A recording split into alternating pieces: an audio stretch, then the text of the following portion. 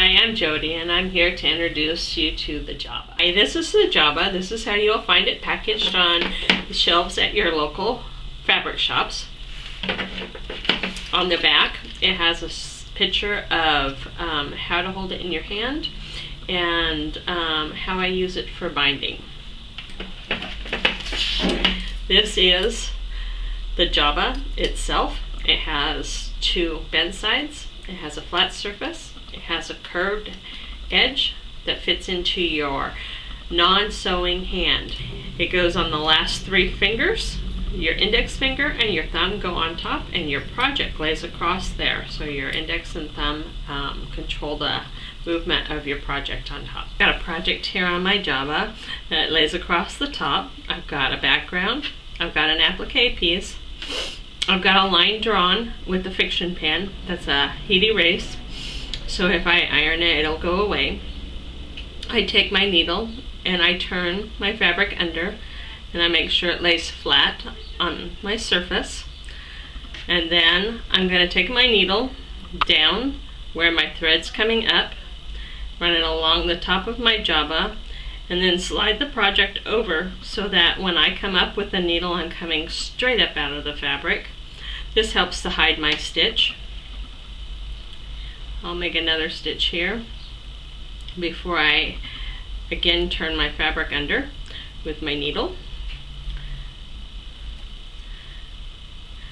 The fact that it lets me lay the fabric under and see I've turned it under just a little too much, I can sit and play with my needle here and pull it out until that line that I've drawn is right along the edge. And that'll help me know when and where to turn my corner for my heart so that I get a smooth round corner. With each stitch I'm tucking a little further under with my needle. Sometimes you have to pull a little bit out if you've tucked a little too much under. But this way, with the flat surface, it allows you to see ahead how your fabric's going to lay. So this flat surface also is preventing any puckering that you might get with regular applique. So I don't lose any of my background fabric size. Got this tucked a little, go a little further under with this.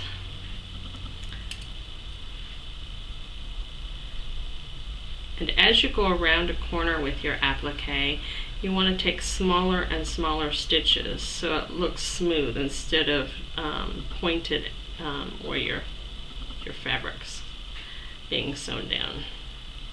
And I may have taken just a little bit too big of a stitch there.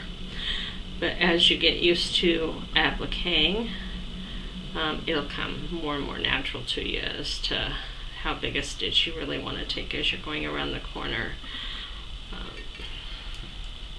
So that's how I use my Jaaba, the do needle turn. What I wanted to show you this time is, this is the project that I've been hand appliquing. I wanted to show you the back and show you my stitches and how flat they lay and how straight they go. They're going straight along with the project that I've been appliquing on the side. Because of it going straight, it doesn't have an angle, so there's less chance of your threads actually showing on the front. And again, I wanted to show you that there is no puckering on the back where the stitches have gathered from my sewing that would cause me to lose fabric size on my background. What I've got here is a little quilt sandwich that I'm putting binding on. I machine pieced my binding on the front, and then on the back I do a hand stitch. When I hand stitch, I pretty much do the same thing that I do when I applique. I hide my initial stitch into my binding so that the knot goes in between. I have my Jaaba underneath my my quilt sandwich, and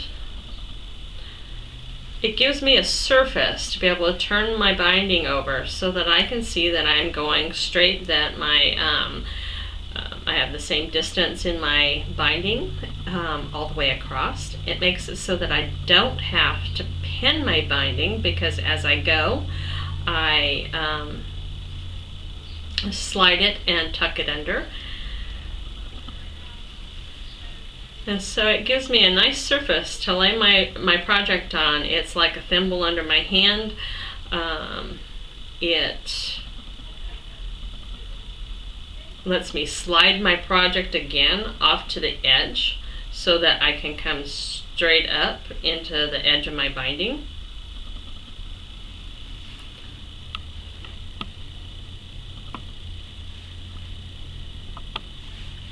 And so there's no clips to get lost, there's no expensive cost to maintain my straight edge and my distance on my binding. And I don't have to sit in my comfy chair and have a bunch of pins poking me, because I've got to have my binding all pinned down. Another thing that helps, since I am turning it as I go, is I press, once I've sewn my binding on the front with my machine, I press this so that it presses flat, so that I just have to turn this back edge over. And my stitch that I use is like an applique stitch. It doesn't run along the top between, it runs in between the sandwich of my quilt. So this is how I use my binding, or my applique and binding aid for doing binding. So look for my Jaaba, Jody's Applique and Binding Aid, in your local quilt store, and I hope this tool helps you conquer your fear of the A word.